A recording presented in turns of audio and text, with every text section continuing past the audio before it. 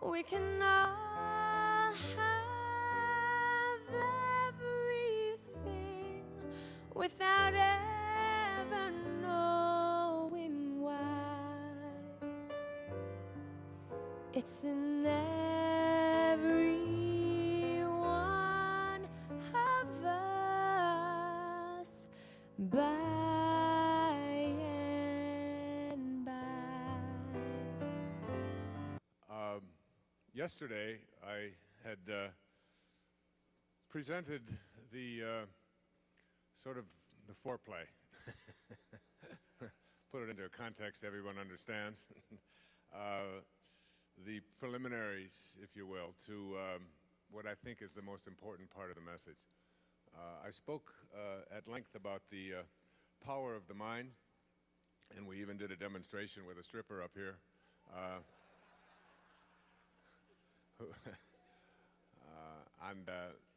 And one of the things that I had lunch with Linda today, when I was having lunch, we were talking about it. She was saying that the shocking thing for her in that experience was how quickly the changing of a thought impacts the muscles or the entire physiology of the body. That when I asked her to just think of a moment in her life when she experienced shame, her arm almost went limp, and I said, no, hold it as hard as you can, and she had literally no strength in her. There, in Power versus Force, Dr. Hawkins has presented a scale that I want to present to you here today, and it's just an arbitrary scale. It's numbers these numbers could go from 0 to 2 million, or they could go to 0 to 10, or whatever. His scale goes from 0 to 1,000, and what it is a scale that measures energy. Now remember, when I spoke yesterday, the idea that Einstein said that nothing happens until something moves. That everything in the universe is energy. And energy is not good or bad, right or wrong, moral or immoral. Energy is fast or slow, high or low. And that our objective in understanding this and what it means to us is to be able to move to higher and higher and faster energies. That when a higher energy, a faster energy, is put into the presence or the energy field of a very low and a very slow energy, that energy is nullified, the lower energy, and dissolved. It disappears. But more than it dissolving and disappearing, for example, if you're in a room of darkness, darkness is just simply a lower and a slower energy than light. Light moves very, very fast. The absence of light shows a very slow and a very low energy. If you're in a dark room and you are about to light a candle in that dark room, you don't have to say to the darkness, you better get out of here now. You're going to have to dissolve. You're going to have to scurry because I'm about to bring some light in here. You don't have to do that. All you have to do is light a candle, turn on a light, and the darkness dissolves. The darkness disappears. But more than that, and this is really crucial for what I'm presenting here this afternoon, the darkness is converted to light. So that when you bring higher energy to the presence of lower and slower energy, energy that we call evil, energy that we call disease, energy that we call depression, you are not only sending the disease and the depression and the despair away, you are converting that very energy into the higher and the faster energy that is being brought to its presence. It's the same thing true of hatred. When you bring love to the presence of hatred, hatred not only dissolves, but it turns to love. When you bring higher energy, even in the field of medicine, we're discovering now with energy medicine that experimentation is being done now. Andy Weil, who I was just with the other day, suggests that the medicine of the future will be energy medicine, and that medical doctors will be in medical schools, will be trained in energy medicine. It'll be the real upcoming area for investigation and for research. They're now doing experiments with lasers, which are very, very, very fast energies, and they're taking tumors that are present in what we call cancerous tumors and even non-cancerous tumors, but growths in the body. And they're bombarding the tumor and the surrounding tissue with these extremely high, fast energies. And they're discovering that not only do the tumors begin to dissolve and begin to be removed, but the energy that was in the tumor is now joining with the higher, faster laser energy, and it is being converted into something that we call healing or health. The implications for what I'm speaking about here are absolutely astonishing for everything in your life. And what I'm about to present to you in this little paradigm in the next few moments is something that could change your life. As I said to you, if you don't take anything else with you that you can purchase here today, be sure to commit yourself to reading Power versus Force. And his follow-up to it, if you're up to it, which I had some about here as well, it's called The Eye of the Eye. And in there he talks about how we can calibrate virtually everything in our lives. Every book of the Bible has been calibrated. All of the great songs have been calibrated. The calibration goes like this. Over here to my left is a calibration of 0. And as far as I can go on this stage, let's say up to the speaker, represents 1,000, the energy level of 1,000 to here. All right? Now, anything that goes up to number 200 on this scale that I'm just arbitrarily giving to you, let's say 200 is right here, represents something called force. And every thought and every emotion that you have that calibrates between 0 and 200 is a thought or an emotion that weakens you in one way or another and lowers the energy field. And those calibrations, those thoughts, I'll give you the number 20 is the lowest, and the thought is shame.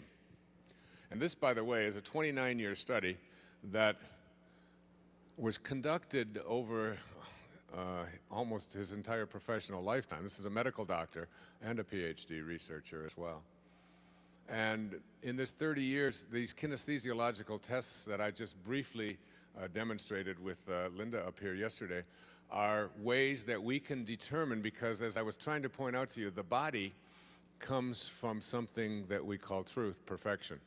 And it can only respond to truth. The moment that you introduce a lie into the body, the mind can fool, but the body, which is this perfect creation of God, only responds to that which is true. And so you can test virtually anything, even the lives of the greatest masters who ever walked among us, by asking questions of the body and watching how the body responds, forgetting about what the mind has to say about it. The body can only respond to truth. Number 20 is shame. At 30, we're moving up now. 30 is guilt. 50 is apathy, grief, fear, desire, anger, until we reach approximately 200. Now, every energy that is below 200 is an energy that when you have that thought, the thoughts of humiliation, of blame, of despair, of anxiety, of hatred, of scorn, any of these kinds of thoughts, these thoughts are in what he calls force. And whenever you use force as a way of communicating, a way of talking, a way of being, you create, the problem is that we create a counterforce. And that people who calibrate below 200 in their lives, and anyone can be calibrated at any time. Even photographs can be calibrated. The photograph on the cover of A Spiritual Solution to Every Problem calibrates around 580. And it was a picture that was taken in Assisi after just an astonishing miracle had happened in my life, which I'll share a little bit with you a little bit later. And we have seen experiments where they'll take a picture of a Mother Teresa, and they'll take a picture of a Charles Manson, and they will put those photographs in envelopes that the person holding them doesn't know who is in the envelope. And the picture of Charles Manson who calibrates somewhere around 30 or 40 will make the person go weak, and they don't even know what picture that they're holding. You have to, it's almost like I said yesterday, you have to willingly suspend your disbelief. You have to do a somersault into the inconceivable and allow yourself to open up to the possibility that every thought that you have and every emotion that you have and every internal experience that you have has an impact not only on you, but as I'll demonstrate to you in a few moments, on everyone that you encounter in your life and everything that you encounter in your life and whatever energy field that you radiate to. So we're talking 0 to 200, but this scale isn't a scale that is consistent all the way through. When you get to a number of 600, which represents extremely high energy, you were talking about maybe a few thousand people on the entire planet Earth today, out of the 6 billion or so of us, who reach this level of consciousness of 600. When we're talking about moving into 700 and 800, we're talking about the greatest spiritual masters who've ever walked among us. People who live at the level of the ineffable, who are unconditional love, and have what Patanjali says, he said, when you become steadfast in your abstention of thoughts of harm directed toward others, listen to that again, when you become steadfast in your thoughts of harm directed toward others, all living creatures will cease to feel enmity in your presence. If you're steadfast in abstaining from a thought of harm and never ever have a thought of harm or judgment directed toward others, because you have to know that when you judge another, you do not define them. You define yourself as someone who needs to judge. Calling someone else stupid or foolish or evil or whatever does not make them that. That just says something about you who needs to put those kind of labels on other people. So that if you can become steadfast and become an individual who never, but never has a thought of harm directed toward others or judgment, which is almost impossible for all of us who live at these ego levels that we've been conditioned to live at. But if you can conceive of yourself as being someone like that, all living creatures will cease to feel enmity in your presence. St. Francis of Assisi is someone who calibrated in the 900s. Maybe 7 or 8 people in the history of the world have calibrated above 950. Francesco's, in fact, the city just to the north of us, about 40 miles, was named after this little man, St. Francis, who left his worldly belongings behind and just took out to save the church. And he spent the last 2 years of his life up in a place that I visited with my wife a few years ago when I took a group of people to Assisi at Mount Suribasso. And the last 2 years of his life, he had to have his hands and his feet and his side bound so that he didn't bleed to death. Such was the energy level of this being. Hawkins suggests that any person who calibrates at 600 or higher, Mother Teresa calibrated at 600. When Mother Teresa walked into a radio studio where I was on the radio that morning, everyone in the room felt her presence. She weighed about 90 pounds. It's about 4'10". And she radiated out a different kind of an energy. And he suggests in Power versus Force, with his academic and research background, that anyone who can raise their calibration level to the level of 600 or higher, everyone in that energy field is automatically healed. Disease cannot survive when you are around that kind of energy. They said of Jesus, his presence in the village and nothing more would raise the consciousness of those around him. He suggests that only one person in the history of humanity has ever reached this level of 1,000, and that was Jesus of Nazareth.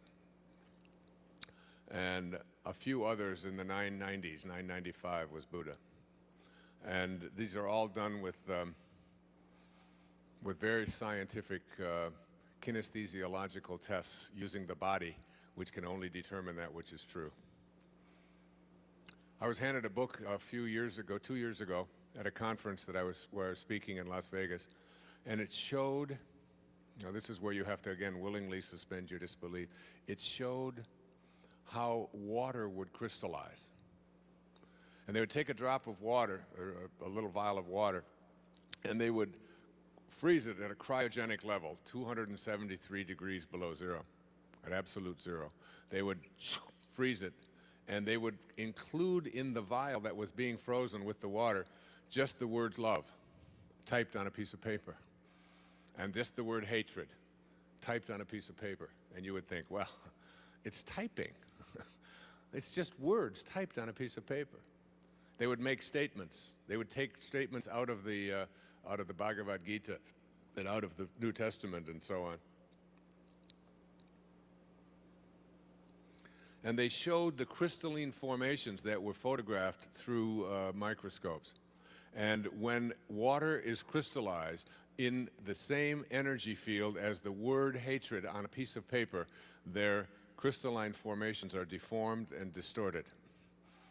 And when water is crystallized with the word love in the same energy field, the crystalline formations, they show the photographs, are these beautiful, perfect, magnificent, divine, like water crystallizations. That everything in the universe is energy and is impacted by the speed at which we calibrate. And all of us can raise the level at which we vibrate in our lives. All of us can do it, simply by changing our thoughts, by practicing meditation, by listening to different kind of music, by being in energy fields where we have a knowing, where we reconnect to God, where we make conscious contact with our source. We can change the energy level at which we are living. And getting to a place where you understand that, it's why I like to bring people out, demonstrate to them the food that we eat, the substances that we put in our bodies. Many of you have looked and seen this little thing that I always speak with, this little camel here. Now, I wear this camel for a reason. It has the number 24 written right on it. I don't know if you can get a close-up of that or not. But that camel is a symbol to me, and it's why I always speak with it on my lapel. You see, a camel is an animal that starts out every day on his knees.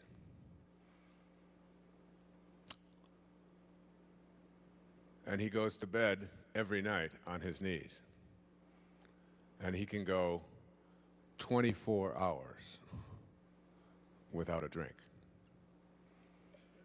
And that's something I have been doing for a couple of decades now. Going 24 hours without a drink. And also, I have experienced struggles with addictions in my own life. Alcohol, drugs, and so on. Caffeines, nicotines.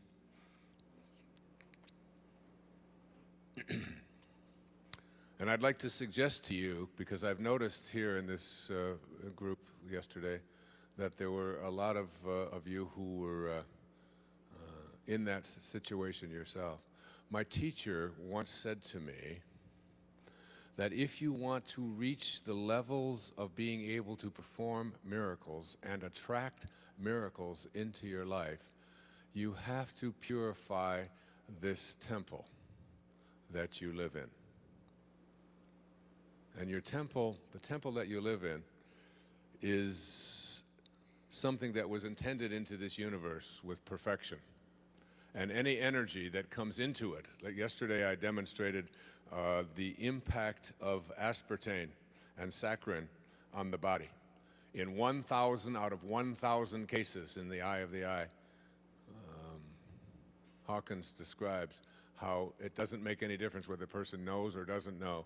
Whenever you put that artificial substance into your body, every time you drink a diet soda, every time you put something called Olestra or one of these weird substances that are manufactured in laboratories and put these chemicals into your body, you are weakening your body. And letting go of addictions and letting go of the belief that these are things that have more power over you than you have to let go of them is one of the energy levels below that calibrates below 200. Every time you light up a cigarette, every time you put substances into your body that make it go weak, you have left your source. You have left God. It isn't spirituality in this presentation here today is not about what church you attend and what scriptures you read. It's about how you stay connected to the perfection from which you were intended in the very first place. And I'd like you to really understand that.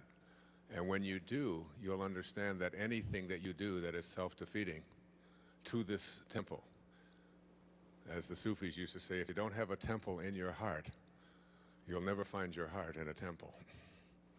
And it's about having a temple in your heart. It's about staying connected. And when you do, exercise becomes a regular part of your life. It's a spiritual experience. The foods that you eat become a spiritual experience. The music that you listen to becomes a spiritual experience. The books that you allow into your home, the programs that you allow to be on your television set, the kinds of ideas that you read in newspapers. So it's this force and counterforce thing. Now, as individuals, we understand when the World Trade Center was hit, our first impact, our first inclination was to be kind. What can we do? And you saw people donating blood. We had more blood donated in the first few hours after that than they had to tell people to stop doing it. They had people getting into their fire trucks in Iowa and driving them all the way to Manhattan. They had people going into burning buildings and taking people out. Our whole sense of compassion, because compassion is one of the highest energy levels that you can reach. It calibrates around 470. That when you have compassion in your heart for those who are operating or living at lower levels. And I remember the story that I heard shortly after the World Trade Center disaster, and it was of grandfather talking to his grandson. And the grandson was looking up at his grandpa, and his grandpa said, you know, he said, I feel as if I have two wolves barking inside of me. He said, the first wolf is filled with anger and hatred and bitterness and mostly revenge. And then he said, I have a second wolf barking inside of me who is filled with love and kindness and compassion and even forgiveness. And the grandson looked up at his grandpa and said, which wolf do you think will win, Grandpa? And his grandfather responded, whichever one I feed. And we have to look at what we feed internally in ourselves. Because every time we use force, and what we were talking about at lunch today, it's like, what do you do, someone asked me, with a man who represents these lower energies, like a Saddam Hussein or an Adolf Hitler? What we do is we have to learn inch by inch that humanity has to grow, and that inside each and every body there are cells. And every now and then a cell will enter into the body that doesn't want to cooperate with the cells adjacent to it. It wants to start gobbling them up. We call these cancers. We call these illnesses. We call these arthritises. We call them blood diseases and so on. And this cell that doesn't want to cooperate with the cell adjacent to it and has no connection to the whole will start gobbling up every cell. And eventually, it's a very stupid organism because it will destroy the very host that it needs in order for it to survive itself. It will kill itself as well. It will have no more host on which it can live. So a cancer cell is a very stupid cell indeed. It destroys itself by destroying that which is next to it. But we don't go in and bomb the whole body. We just carve it out, or we isolate it.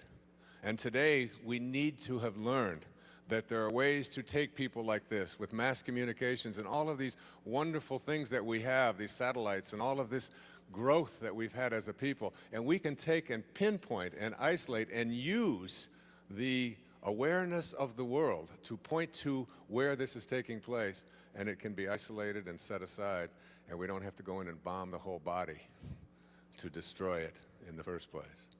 And it's something that we have to learn, as I said yesterday when Einstein reminded us, that until we come up with an alternative to using force as a way of resolving our disputes, we are doomed as a people to destroy ourselves.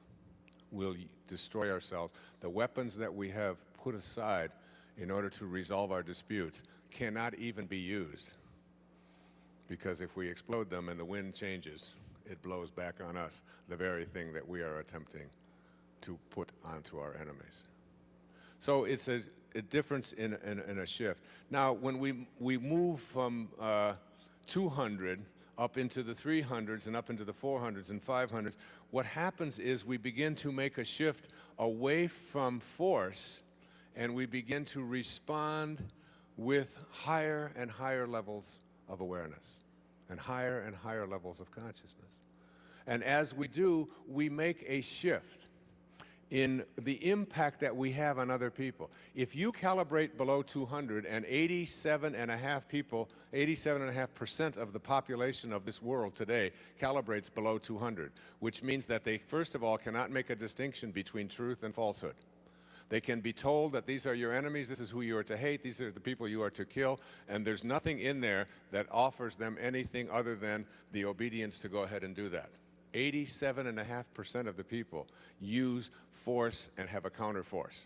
They're constantly, every time they're in a field of force, they use a counterforce. When you begin to move your energy level above 200, you shift and make a difference in the impact that you have on those people around you. So that when someone at 300, 400, or 500 at these calibration levels, who is using the energy of love and kindness and forgiveness and peace and so on, when these people are in your presence, they make a very significant difference in how you react to them and on even the ability to manifest and attract abundance into one's life or healing. So that here's how it works. A person who is below 200 is someone who is moving against, who has to have an enemy, is someone who drains power, is always looking for energy from someone else, is trying to take it away from you. This is someone who needs to argue. This is someone who needs to prove a point. This is someone who needs to make you feel worse about yourself. And generally, when you're in the energy field of someone below 200, when they leave your energy space, when they leave the field that you are in them with them, you feel worse about yourself. You feel drained for having been in their experience. You feel weakened, and you feel as if you need to get away from that because they are drainers of energy. They take, and they need to confront, and they need to have an argument. Now, the difference is that a person above 200, particularly in the 300 and 400 range, is a person who never drains, but instead is someone who supplies energy. And when you're in the energy field of someone like this, they make you feel better about yourself. You not only feel better about yourself, but for having been in the presence of that person, you feel energized rather than having been depleted of your energy. Do you see the difference? You feel as if you can do things. You feel as if there's nothing that can stop you. You feel as if you've been awakened. You feel as if everything is going to work. And you have a sense of faith and a sense of beauty and a sense of knowing that there's goodness in the world. But mostly you have a good feeling about yourself. And it's all because of being in the energy field of someone who calibrates to a higher frequency. They don't take, they give. They don't argue, they supply. They don't want from you, they offer you. People will say to me over and over and over again, I understand what you're saying, it makes a lot of sense, and I, of course, am operating at a much higher level than all of those people around me. And the people who really need to hear this message are not here today. They're back home watching a football game or whatever it is that they're doing. But they obviously wouldn't even come to this because I'm at such a much higher spiritual level. But I'm in the energy field of people who are always bringing me down. They're cruel, they're nasty, they're inconsiderate, they're not compassionate, they're vicious, they're hateful, they're any number of things that I don't want or can't tolerate in my life. And they bring me down. You've heard it, you've said it. They bring me down. My husband doesn't understand me. My boss doesn't get it. The people around me don't get it. It's a lousy, hateful world out there. There's a lot of people out there who are mean. There are a lot of people who are represented by those people that we quote call our enemies and so on. And I'm in that energy field, and I can't help but being brought down. And I always ask myself, and I respond to that with, imagine how Jesus would respond to such an observation. Like, I don't want to be over there with all of those thieves. You know, I can't go over there. I just can't be around them because they just bring me down. And you laugh because it's too absurd. Those prostitutes over there, they're just filthy. Those are just people that, they bring me down, so I stay away from them. I don't want to be around them. That wasn't his way. And I suggest to you that the reason that people with lower energies bring you down is not because it is them that are bringing you down, but it is because you join them in responding to them with the same energy that you despise. So if someone hates you and you hate them for hating you, you have responded to force with a counterforce. Anything above 200 is power. It's empowerment. Anything below 200 is force. If you get angry at somebody for being angry at you, if you get upset with somebody who is upsetting, if you get hateful towards someone who is acting hateful towards you, in your thoughts or in your actions, that is what it is that is bringing you down. But if you learn something else, something that St. Francis taught us in this prayer of St. Francis, this prayer isn't just a Catholic prayer. The prayer of Francesco is an 800-year-old technology for spiritual problem solving. Indeed, there is a spiritual solution to every problem.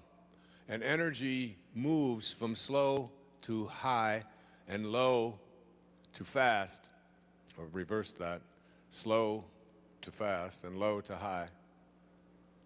And that the lowest energies are the energies of the world of the physical. This hand looks like a solid mass. But if you look at it under a microscope, you know that it's not a solid mass. It's nothing but a bunch of molecules and atoms and subatomic particles all moving about.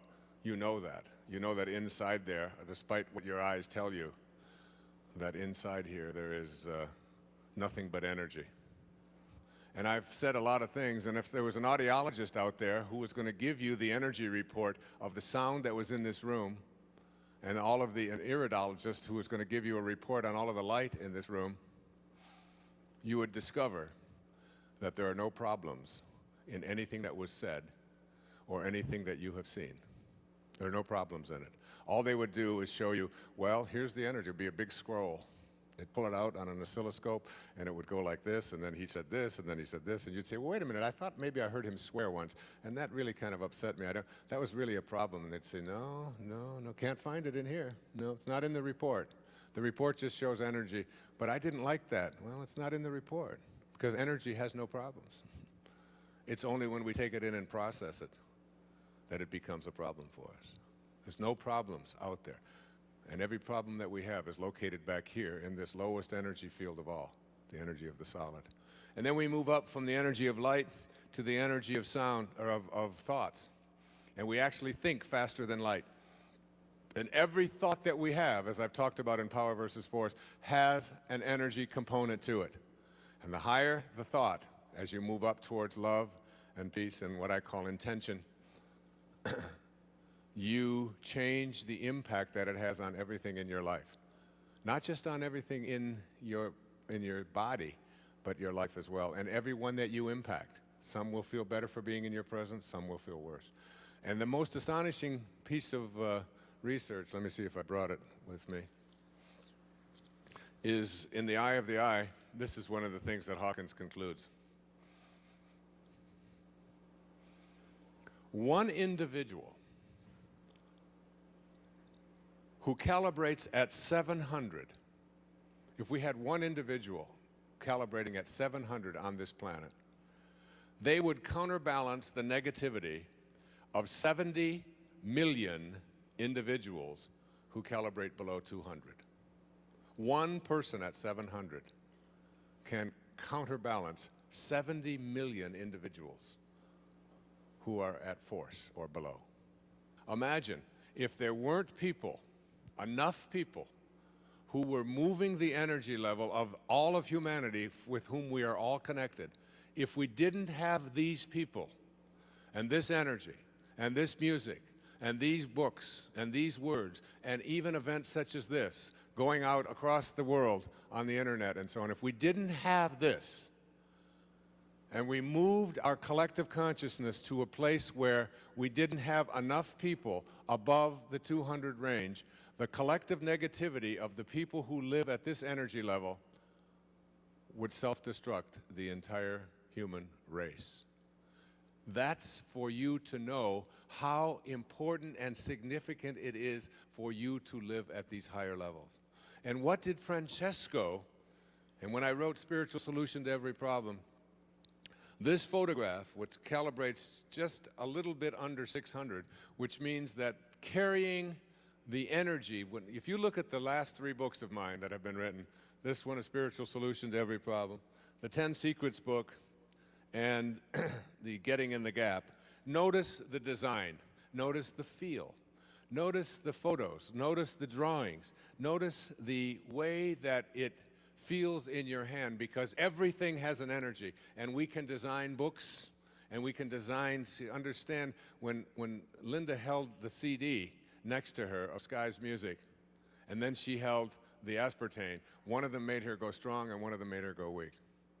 Everything has an energy. And when Nisargadatta said to me, you don't have to read this book, he said, this was in 1982, he said, just carry it with you. It was called I Am That. Just carry it with you, and the energy from the words that you carry with you will impact those around you. I said, this is just a crazy old fart. What could he be talking about? How could, and some of you are probably thinking that about me today. How could a person say that just carrying something around could impact?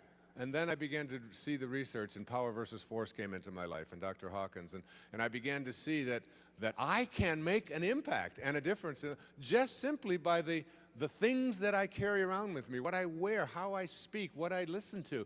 I can make, and I can carry something around. This photograph was taken in Assisi after I carried a young man named John Grable up the steps of this castle, and he had muscular dystrophy, and we were going up the steps, and suddenly as I had him, he said I can't go any further because he walked like this. He had these huge braces, 20-pound braces on his legs, and he had to do this in order to get up each step. And then he had to take this one and go up the step. But this had a circular staircase in it, and it started to narrow, and he couldn't get his leg out any further. He could only go like this far. And he said, Wayne, he said, I can't go up any higher. I can't. And there was a line of people below us. And I said, John, all you have to do is put your arms around my back, and I'll carry you up the steps. And he weighed about 200 and some pounds with his braces, 6'1" man, 22 years old. And he got on my back, and I started carrying him up the steps, and then I remembered a couple of things. First, I remembered that I was 60 years old. And the second thing I had forgotten was that I had had a very serious knee injury. And I had been told that it was pretty seriously injured. I might even have to have surgery on it, possibility of replacement, all of that kind of stuff. And I couldn't even play tennis or run without a brace on it for the previous several years. And as I got about 4 or 5 steps up up that castle, suddenly my leg just started to buckle. And I realized that we were going to collapse, and I could see the headlines in the Assisi Daily News. You know, Guru collapses, and 2,000 people are all tumbling down this. And suddenly, the night before, I had given a lecture on Francesco, and I had talked about his biographer, Nikos Kazantzakis, who had called him the last Christian, and what his calibration level was. I had been talking about that. And I saw, truly, I saw St. Francis. I saw him standing right there before me. And it was a transformation in my life. And my leg righted itself, and I stood up, and I started walking up those 3 flights of stairs, and suddenly I realized that my knee didn't hurt at all. And I started not just walking, but I started to run up the steps with this 200-pound man on my back at the age of 60. And I ran all the way up to the top, and my wife was up there at the top, and another 25 or 30 people who were there to see the place where St. Clair the last place where she had, before she had died. She was the first woman admitted into the Franciscan order by Francesco. And I saw, and I got to the top, and she said to me, my wife said to me, she said, "What are you doing?" She said, "You ran up those steps. You're not even out of breath. Everybody else is trying to catch their breath from walking, and you ran up here with John on your back? That's not possible." And I went out, and I walked over to that ledge, and I put my hands together, and I was giving thanks in that moment. And someone on a trip snapped that photograph, and we made it the cover, and it was calibrated at such a high level. And to this day, that was almost 3 years ago, that was on the feast day of St. Francis, the 4th of October. I play tennis on this, I run on this knee. I haven't worn a brace since. I can dance on it. I could just, it's like the knee has been totally, completely healed. And it all took place in an instant. Now I'd like to read you something from Castaneda. He says in his last book, The Active Side of Infinity, "In the universe, there is an unmeasurable, indescribable force which those who live of the source," that is what we call sorcerers or avatars, or the highest level of consciousness. I'll start over. "In the universe, there is an unmeasurable, indescribable force which those who live of the source call intention, and that absolutely everything that exists in the entire cosmos is attached to intent by a connecting link. Sorcerers, all of you, that's what you will be when you leave here. Sorcerers, people who live of the source, are not only concerned with understanding and employing that connecting link, but they are especially concerned with cleansing it of the numbing effects brought about by the concerns of living at ordinary levels of consciousness. There is a connecting link between you, and everything in this universe is connected to this thing called intention. I'd like to suggest to you that everything that you can look around and see and touch and experience with your senses originated someplace else. You are in this world, folks, but you are not of this world. And you showed up here in this world of form and boundaries and beginnings and ends. You showed up from a field called intention, and you were intended into this universe and into this world by this force field that I'm calling intention. In my new book, The Power of Intention, which is a year or so away from being published, I'm calling intention something that is a future pull that is invisible. Every acorn has intention in it to become an oak tree or whatever it is to become. Every apple blossom that just looks like a little flaky pieces of flowery substance is nothing but the future pull of an apple. And in you, in a tiny little drop of human protoplasm that collided with another one at the moment of your parents getting together, and this thing that we called conception, there was a dot. A tiny little microscopic dot. It happened in a tiny microsecond, a dot. And in that little tiny dot that you can't even see with the naked eye, that you need a microscope to see, in that dot was everything that you were destined to become as a physical being. Your height, your weight, the color of your skin, the color of your eyes, the length of your arms, and the length of everything else, what droops, what doesn't. Everything that was, and here you are sitting here watching it, observing it, noticing it, and you know that there's nothing but who you are is nothing but a ghost in the machine. You're watching it and you're observing it. And it's going to go through its paces and do what it was destined to do in the moment of that microscopic dot, right? I'm 6'1". I didn't decide to be 6'1". I have blue eyes. I have hair falling out of my head and growing on my shoulders, my ears, my nose. You have all of these characters. You look at it, you observe it, you notice it, you squeeze the back of your hand. I used to squeeze it, it would snap back. Now I can count how long it takes to get back.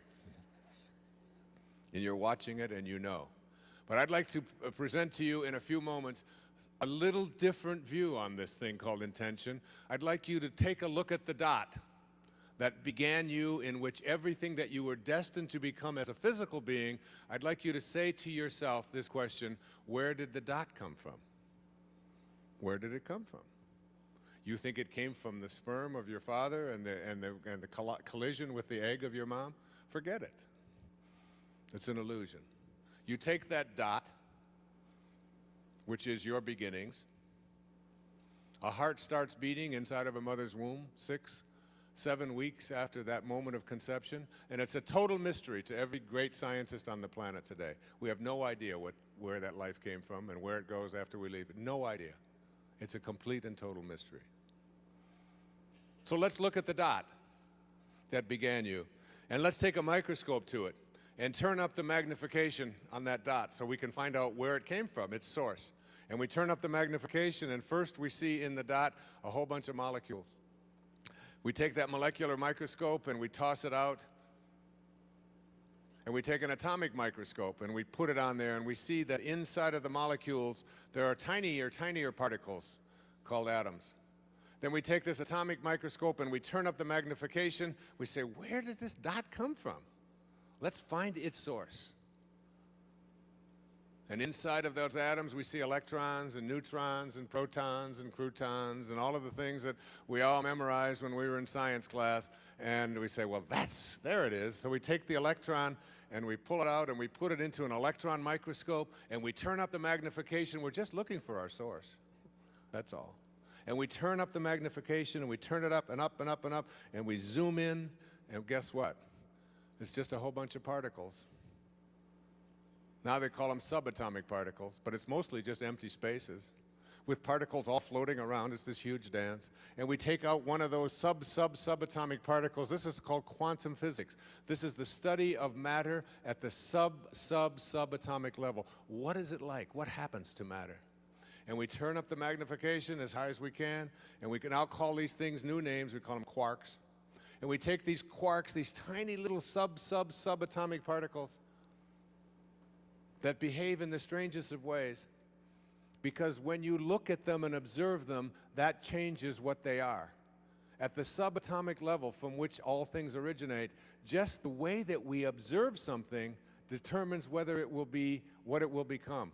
And that's interesting. If we are nothing but subatomic particles in a cell called humanity, the way we look at things literally can impact what it is that we attract or don't attract into our lives. Just the way we look at things. But I'm getting ahead of myself. So we take this little quark and we take it out to Arizona into what they call quantum physics particle accelerators. And we put this quark in a particle accelerator and we rev it up at 250,000 miles an hour in these circular things, and we get these things zipping at each other, and then we collide them. We collide these tiny little, and we open up the particle accelerator to find out what is the source. And we look inside, and guess what's there? Nothing. At the subatomic level, at the tiniest level, there are no particles. In fact, quantum physics teaches us that particles themselves are not responsible for more particles. St. Paul could have told you that 2,000 years ago. That which is seen hath not come from that which doth appear.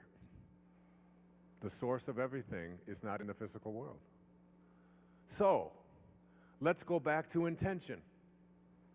If everything that you were destined to become is in that little microscopic dot, and that microscopic dot originated from something that has no form to it, is it possible that your physiology and everything that you were destined to become was determined in a world in which there is no form before it ever got into form? Why not? That's where it all came from. Now, if everything that you were physically destined to become is in that microscopic dot, and that dot came from the world of spirit, let's call it spirit, then why isn't it possible that everything that you were destined to become that is not in the physical dimension, that is every thought and every emotion and every great expectation that God has of you and everything that you're capable of becoming, why isn't that in there as well?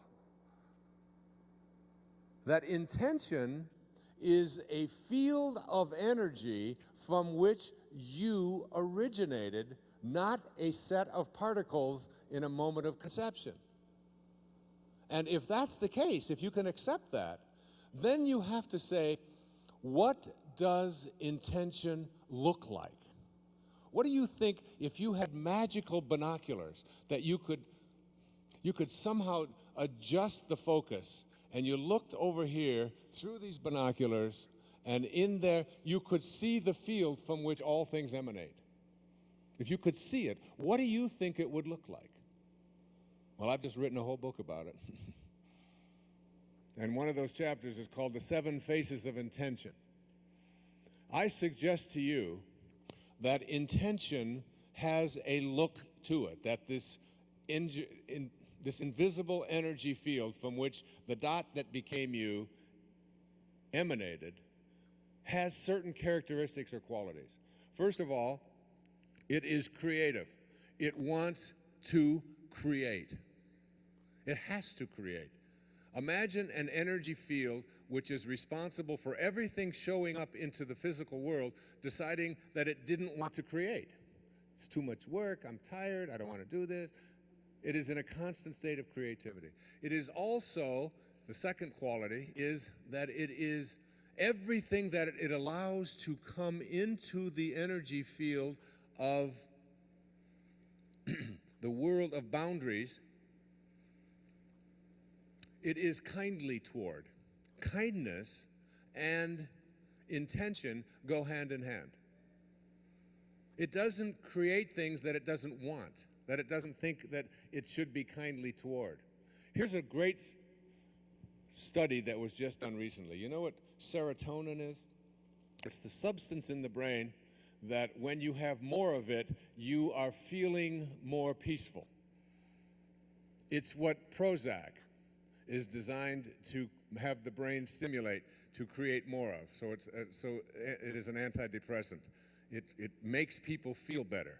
It's serotonin. It's very hard to measure, but there are indicators in the blood that can indicate whether serotonin is present in higher or lower amounts.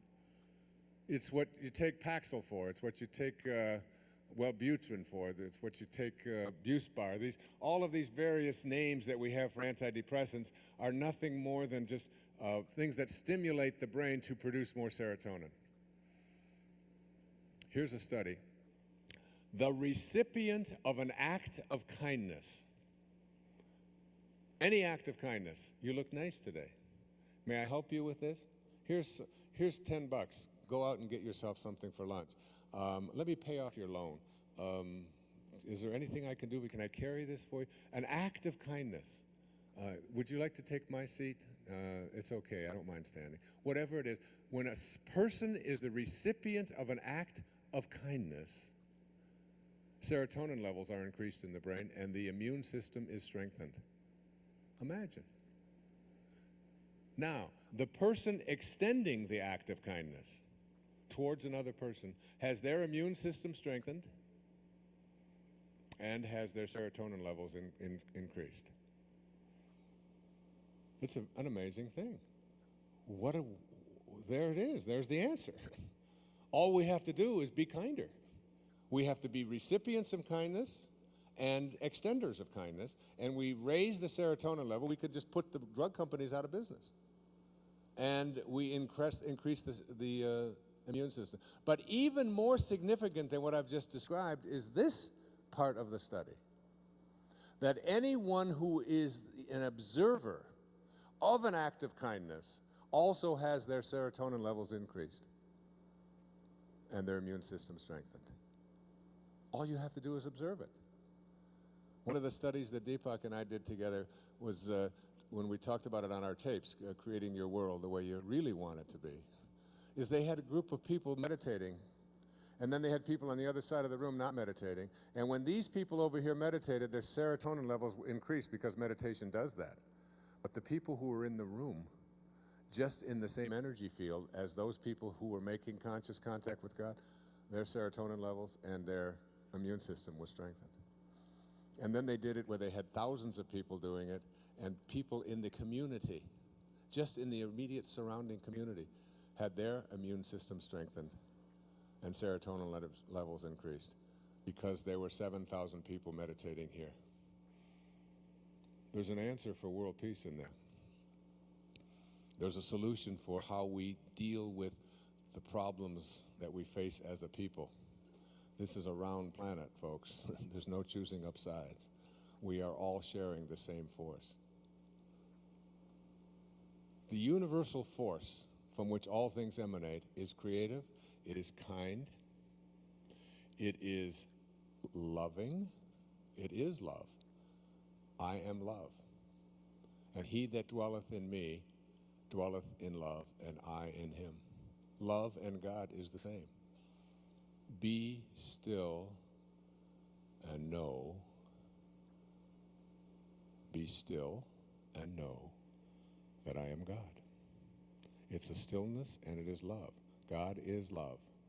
He that dwelleth in love dwelleth in me. So the universal field couldn't be something that has hatred in it. It wouldn't hate what it would create, would it? It wouldn't create something that wasn't a part of what it is. It is loving. It is beauty. The universal field from which you emanated is beautiful and only brings beauty into this universe.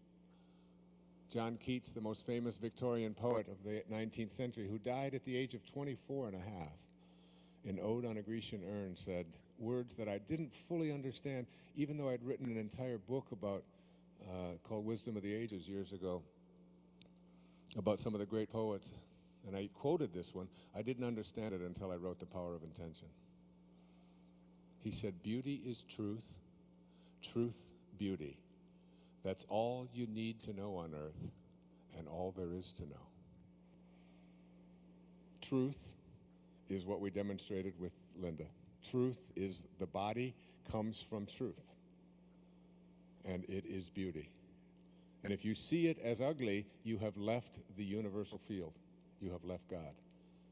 It is creative, it is kind, it is loving, it is beautiful, it is receptive to all, it is abundant, endlessly abundant, endlessly abundant. There is no limit to it. You must be in the same field as that from which you emanated in order to understand intention. I have to underline that as I conclude these remarks. When you are in rapport with that from which you were intended, when you are in a state of creativity, a state of kindness, a state of love, a state of beauty, a state of receptivity, a state of abundance, when you are in those states of consciousness, you have joined the field from which you originated, and intention and you have become synonymous. And anything that you put your attention on with that rapport has to materialize into the physical world. It has to, because that's how everything is created. And any moment in your life in which you are in a state of anger, hatred, or fear, grief, or anything that is not what the field from which you originally came is like, is a moment in which what you want to attract into your life is impossible. You have a choice. You can either be right and live by your ego, or you can be kind. You can either be angry or you can be love. And at every moment, in 10 Secrets for Success, the 10th secret says, wisdom is avoiding every thought that weakens you. Back in the 18th century, there was a practice in the world called slavery going on, and there was a man named John Newton who was 22 years old, and he was a slave captain, ship captain, and he was bringing a load of human cargo from Senegal in West Africa to South Carolina, 125 human beings to be sold into slavery in this hideous and nefarious practice that was so widespread in the 18th and early 19th centuries in the world. And John Newton was in the midst of a storm, and he thought he was going to die and he was going to lose his life and the lives of all of the people on this cargo in the ship. And he took out an envelope, and on this envelope he wrote down the words to a song. He said, I once was lost, and now I'm found. It's in a moment that we call an epiphany, a moment in which we reach something called siddhi consciousness, a satori, they call it in Japanese, a satori, which is an instant awakening. And he realized in that moment, as he was writing these words to this song down on the back of this envelope, that what he was doing was in violation of the universal mind from which he originated, that it was against the laws of the universe to treat any other human being or any other creatures of life, period, in these ways. Remember what Patanjali said, when you become steadfast in your abstention of thoughts of harm directed toward others, all living creatures will cease to feel enmity in your presence. Birds, butterflies will no longer have any fear of you. Such was the nature of St. Francis and Jesus and so many of the great spiritual masters. Now the storm passed and he survived, but he looked on that piece of paper that he had written these words on, and he turned his ship around and he went back to Africa and he released the 125 people that he had in those holds, and he went back to England, and for the next 55 years, until his 77th birthday, he became the most ardent abolitionist in the world, speaking out against the evils of slavery.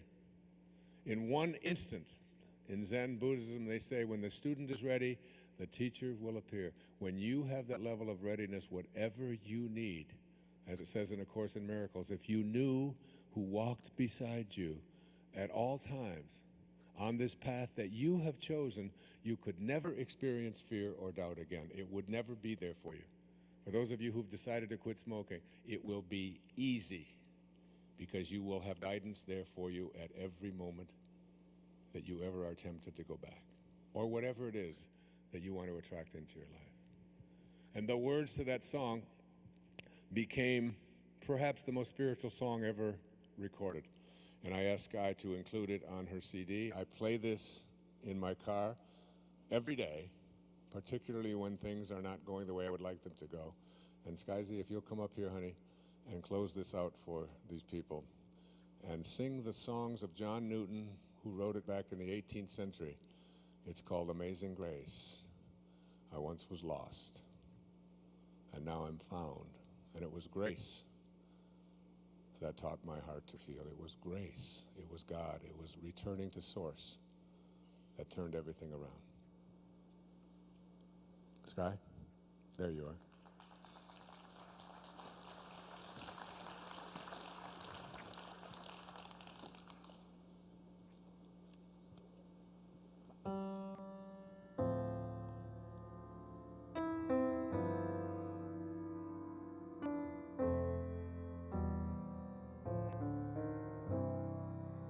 Amazing grace, how sweet the sound that saved a wretch like me.